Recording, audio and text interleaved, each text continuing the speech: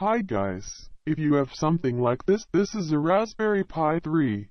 You probably want to control it through remote desktop accounts from another PC. Well, let me tell you that it is possible, but first we have to make some changes in the configuration of Raspberry Pi 3.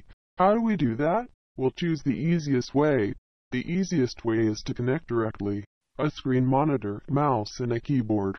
In this way it will be easier to work. We will go to the configuration and activate VNC.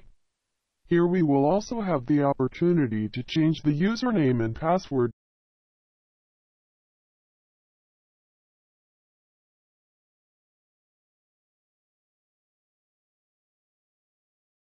It is very important to also note the IP address. After making the necessary changes, disconnect everything and connect the Raspberry Pi 3 directly to the network through the router. It will download the VNC viewer and install it on the computer that we will use to connect with our Raspberry Pi 3.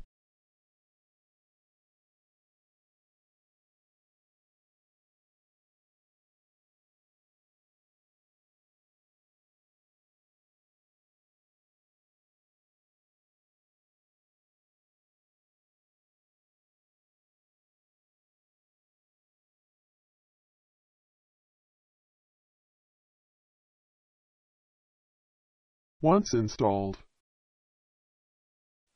we will open the VNC viewer and place the IP address that we noted before and press enter.